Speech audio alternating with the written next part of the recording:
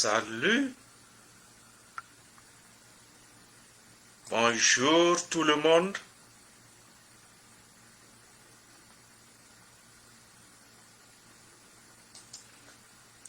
Je sais que oui, il y a déjà certains qui sont connectés et je vous salue. Merci d'être là. Aujourd'hui, j'ai un message à l'endroit des célibataires. Un message que je voudrais adresser aux célibataires qui sont très très nombreux de par le monde entier. Que vous preniez l'Afrique, tous les pays africains, chaque pays africain, que vous preniez l'Europe, chaque pays européen, que vous preniez l'Amérique, chaque État américain, que vous preniez le Canada, chaque province canadienne, ou d'autres cieux, ou sous d'autres cieux, vous constaterez que les célibataires sont nombreux. Lorsque je parle de célibataires, il s'agit de ceux-là, par exemple les jeunes. D'ailleurs, vous savez que légalement on définit un célibataire, c'est celui-là ou celle-là qui a atteint l'âge de se marier et qui ne l'est pas encore. Voilà, ça c'est la première vague de célibataires. Mais il y a aussi, parmi les célibataires dans nos villes, et toutes les femmes, les filles mères, les divorcés, les veufs, les veuves, qui vivent seuls. Voilà, je dis bien qu'ils vivent seuls parce qu'ils vivent avec leurs enfants ou leur je ne sais quoi, mais je ne parle pas de la solitude en tant que telle. Je parle de seuls en ce sens où ils ne sont pas mariés. Alors, je voudrais m'adresser à toutes ces personnes-là. Mais avant toute chose, je vous fais écouter une musique et voir un peu la vidéo. C'est l'histoire d'un célibataire. Oui.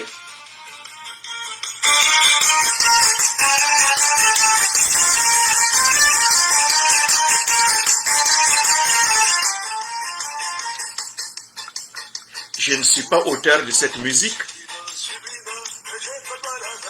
Je rends hommage à l'auteur de cette musique. Je n'ai aucun droit sur la musique.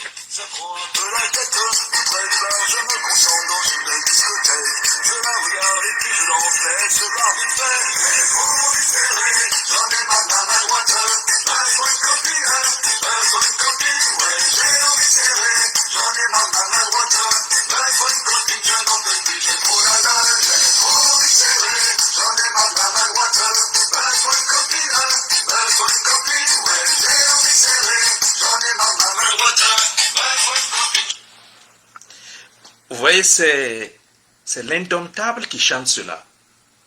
C'est une chanson française, mais qui parle bien des célibataires, la vie des célibataires. Comme beaucoup de célibataires qui croient que par le simple fait qu'ils vivent seuls, tout leur est permis. Ils peuvent se permettre d'aller danser, d'aller sautiller, d'aller boire. Toutes les boîtes de nuit sont à eux, et toutes les sorties sont permises, tous les coups bas sont permis.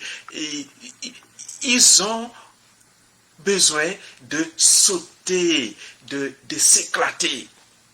Oui, en effet, tout cela fait partie de la vie. Et c'est tout à fait normal de jubiler, de se donner un peu une partie de plaisir. Mais je voudrais vous dire, chers célibataires, la vie ne s'arrête pas à là. Malheureusement, beaucoup de célibataires que je constate se limitent à cela.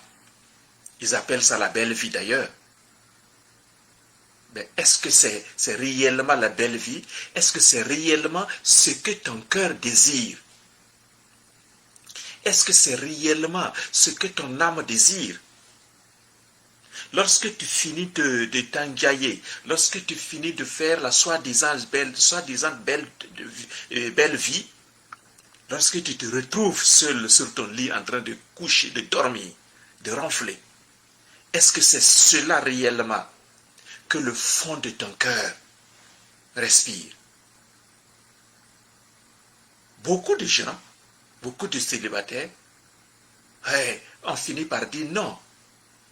Et beaucoup d'ailleurs me disent qu'ils font ça juste pour camoufler quelque chose, pour camoufler un mal-être, un malaise intérieur, un malaise affectif. C'est vrai, c'est un malaise affectif. Ils sont seuls. Et il y en a qui cherchent leur partenaire, qui cherchent leur conjoint en vain. Depuis des années, 5 ans, 10 ans, plus que cela. Et l'âge ne fait qu'avancer. Que faut-il faire? Mais à côté de ceux-là qui font la belle vie, mais il y a ceux-là aussi qui, à force de chercher leur âme sœur, et parce qu'ils n'en trouvent pas, sont tellement frustrés, sont tellement découragés, qu'ils se replient sur eux-mêmes. Tu les trouves, ils vivent dans la solitude totale, c'est le déniement total, et ils n'ont plus ce courage même de se présenter en public. À côté de ceux-là encore, il y a ceux-là qui se camouflent dans les églises. Ils trouvent leur compensation dans les groupes de prière. Ils font de groupe en prière, de groupe en prière. Et ils semblent vivre. Mais en réalité, beaucoup de célibataires que je connais ne sont pas vraiment épanouis. En tout cas, selon les témoignages que beaucoup me donnent. Selon les témoignages palpables que je vois dans la vie de certains célibataires. Et le comble, c'est lorsque, en voulant faire la belle vie, en croyant qu'on a largement le temps, on finit par tomber dans des problèmes. Vous voyez, on court à gauche, à droite, on cherche, je cherche mon âme sœur, je cherche mon âme sœur. Et finalement, en cherchant l'âme sœur, qu'est-ce qu'on trouve? On finit par se retrouver face à une situation de grossesse indésirable, à une situation de conflit avec son âme sœur, entre guillemets. Ah là là, ça c'est le comble. Combien de célibataires sont dans des pétrins, sont dans du pain, comme on dit aujourd'hui, parce que simplement ils voulaient chercher leur âme sœur. Donc vous voyez, chercher l'âme sœur, c'est bien, mais est-ce que toi-même tu t'es retrouvé pour chercher quelqu'un? Tu ne t'es pas retrouvé d'abord de te chercher quelqu'un. Voilà pourquoi tu te retrouves dans des problèmes. Alors je m'adresse simplement aux célibataires, juste un message. Le fond de mon message est quoi? Est ceci: le temps de célibat n'est pas un temps, ou ne devrait pas être un temps où on s'amuse. Vous voyez, je conçois le temps de célibat comme le temps d'entraînement d'un joueur de football avant d'aller sur le terrain. Avant d'aller sur le terrain, le joueur professionnel, il fait un long entraînement. Il va apprendre les techniques. Il va mettre son corps et son physique en bon état. Il va préparer son mental. Il va se mettre dans de bonnes dispositions, dans de bonnes conditions, afin de pouvoir performer sur le terrain. C'est tout ce temps d'entraînement-là que je compare au temps du célibat. Parce que le mariage, là, c'est comme le terrain. Quand le joueur monte sur le terrain, il ne monte plus pour s'entraîner, il monte pour jouer le match. Oui, on s'attend à ce que tu joues le match et que tu remportes la victoire. Alors, si tu ne t'es pas entraîné avant de monter sur le terrain, lorsque tu seras sur le terrain, qu'est-ce qui va se passer? Ça va être douleur sur douleur. L'adversaire va te chicoter, tu vas comprendre. Tu vas rencontrer d'énormes difficultés. Et même là, tenez-vous bien, malgré les multiples entraînements, lorsque le joueur monte sur le terrain, eh bien, il est toujours confronté à de rudes épreuves. Parce que l'adversaire aussi s'est entraîné correctement pour l'affronter. Donc, si avec l'entraînement, tu arrives sur le terrain et tu es toujours éprouvé de la sorte, qu'en est-il si tu ne t'es pas entraîné? Si tu n'as pas eu de plan pour aller sur le terrain, pour jouer le match? Alors, pour moi, le temps de célibat, c'est réellement ce temps d'entraînement. Le temps où le célibataire, quel qu'il soit, et qui a envie de rentrer dans le mariage. Je ne parle pas des célibataires qui ont choisi de vivre célibataire toute leur vie. Non, ça c'est un choix personnel. Moi, je parle ici, mon message ici s'adresse à ceux-là qui ont le désir de se retrouver, de se marier un jour. Donc, qui veulent chercher leur âme sœur. C'est cela mon public cible. Et donc, le temps du célibat, c'est vraiment un temps d'entraînement et de développement personnel. C'est ce temps-là, pendant ce temps, avant que tu ne rentres dans le mariage, que tu dois développer tes qualités, tu dois développer tes talents, tu dois améliorer ta vision, recadrer ta vision correcte par rapport au mariage. Et toutes les bonnes attitudes, toutes les qualités dont un partenaire ou une partenaire a besoin dans le mariage, c'est cela que tu dois développer. La bonne communication et l'attention à l'autre, le savoir-vivre, le développement purement humain, la gestion de la colère, la gestion des émotions, le développement économique et financier. Tu dois créer toutes ces conditions-là. Et lorsque tu rentres dans le mariage, tu vas voir que la préparation que tu as faite pendant ton temps de célibat va te rendre service énormément dans le temps du mariage. Vous voyez par exemple la colère. Pendant ton temps de célibat, tu sais que toi-même tu es plein de colère, tu t'énerves facilement. Mais tu ne traites pas ce problème-là et tu vas dans le mariage pour vivre avec quelqu'un. Tu vas tout casser, tu vas tout gâter là-bas et après tu vas dire que le mariage est difficile, le mariage n'est pas possible, que le mariage est un enfer, le mariage est une prison. Non, c'est toi-même qui es une prison. C'est toi-même qui es l'enfer. Ce n'est pas le mariage en tant qu'institution, puisque c'est nous-mêmes nous rentrons dans le mariage avec ce que nous sommes. Le mariage en tant qu'institution n'a rien, n'est pas un problème. C'est nous, en tant qu'individus, qui rentrons dans le mariage avec ce que nous sommes, avec nos pauvretés, nos misères, intellectuelles, morales, spirituelles, humaines tout court. Si tu ne sais pas respecter ta femme, tu n'as pas appris à respecter les jeunes filles.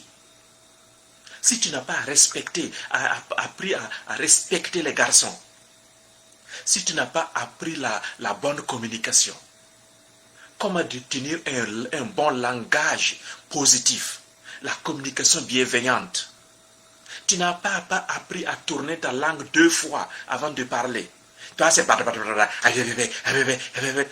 Pendant le temps de célibat, c'est ça qu'il faut résoudre avant de commencer à chercher ton âme sœur. Beaucoup de gens vont à la recherche de leur âme sœur et ça échoue. Pourquoi? Parce que dès la première rencontre, mais l'âme sœur, entre guillemets, que tu rencontres, découvre que toi, tu es un chénapa. Il ou elle découvre que tu n'es même pas à la hauteur. Tu ne sais pas parler, tu ne sais pas accueillir. Tu es un homme violent, une fille violente. Qui voudrait vivre avec une telle personne? Je ne pense pas qu'il y ait quelqu'un qui découvre un mauvais caractère et qui voudrait vivre avec ce mauvais caractère. Non. Il va te laisser aller chercher ailleurs. C'est pourquoi beaucoup de gens trouvent difficilement ou ne trouvent même pas leur âme sœur. Mais quand tu as développé ton développement personnel assuré, tu es une personne bienveillante, une personne chaleureuse, un homme qui reconnaît les besoins d'une femme, d'une vraie femme, une femme qui reconnaît les vrais besoins d'un homme. L'homme qui a besoin de respect, l'homme qui a besoin qu'on reconnaisse ses performances, la femme qui a besoin d'attention, la femme qui a besoin d'intimité. Si tu es ce genre de monsieur-là, qui prend soin d'une fille, qui sait cajoler, qui sait écouter une femme, tu trouveras toujours des filles autour de toi pour vouloir vivre avec toi. Alors, pour dire simplement, vous voyez, prenez votre temps de vous former. Alors, c'est dans ce sens que j'ai écrit ce livre-là, Choisir son conjoint. Je l'ai publié il y a 2 ans, je suis en train de refaire la nouvelle édition. Choisir son conjoint. Pour accompagner les célibataires, tous ceux qui sont à la recherche de leur âme sœur, pour vous former. Ce livre, vous pouvez l'avoir, mais à travers ce livre, je fais beaucoup plus de coaching des célibataires, c'est-à-dire l'accompagnement stratégique des célibataires, pour que chaque célibataire qui le veut puisse se faire accompagner. Je peux le faire. Et ainsi, tu pourras découvrir, selon les différentes problématiques qui arrivent dans ta vie, il y a des problèmes, tu as des problèmes personnels, spécifiques. Pendant le coaching, tu peux découvrir ces problèmes-là et les résoudre à travers l'accompagnement personnalisé. Voilà.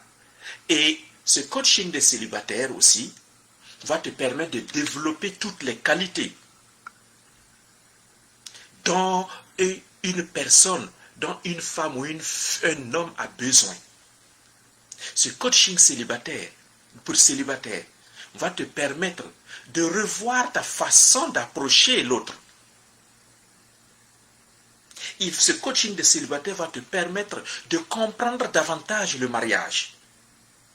Parce que si tu n'as pas compris là où tu voudrais rentrer, ça sera difficile pour toi de développer les qualités nécessaires. Vous voyez, c'est comme quand tu vas à l'entretien d'embauche. Tu prends le temps de découvrir l'entreprise qui voudrait t'embaucher. Tu découvres la vision de l'entreprise, les idées clés de l'entreprise, les objectifs de l'entreprise. Il en est de même pour un bon célibataire. Il doit découvrir déjà et comprendre déjà c'est quoi le mariage. Quelles sont les règles du mariage? Parce que le mariage est une union, il est encadré par des règles civiles, des règles religieuses aussi et sociales. C'est quoi tout cela? Donc le coaching de célibataire ou l'accompagnement simplement des célibataires va te permettre de faire tout cela. Alors, si tu es intéressé par un accompagnement, toi en tant que célibataire, tu peux me contacter à travers ma page Facebook, à travers mon numéro WhatsApp qui se trouve sur la page Facebook. Je vais le mettre encore en commentaire pour que tu aies ce numéro-là. Tu peux me contacter en privé et on verra, tu apprendras, tu vas découvrir les démarches à suivre, les étapes de ce coaching pour célibataires. Alors, merci beaucoup et je souhaite vraiment que la recherche de célibataire, de l'âme sœur, ne reste pas une croix. Une croix que tu devras porter durant toute ta vie. Non, ne fais pas ça. Sois un célibataire épanoui. Le programme célibataire épanoui est pour ça, pour aider les gens. Quand tu es épanoui, quand tu as développé tes valeurs, toi-même tu te découvres dans tes valeurs et tu veux proposer ces valeurs-là à l'autre, tu vas voir. C'est une personne, un célibataire épanoui qui peut fonder une famille heureuse. Alors, je t'attends et nous aurons l'occasion de travailler.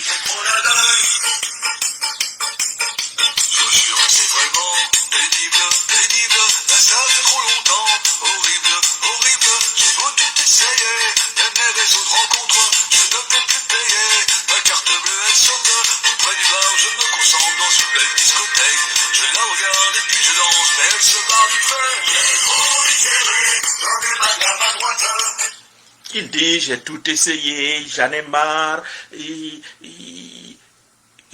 j'ai envie de serrer. Voilà, le coaching des célibataires. Célibataire épanoui est là pour vous aider à passer le cap du célibat. Un célibat épanoui pour un foyer épanoui et heureux. Bye!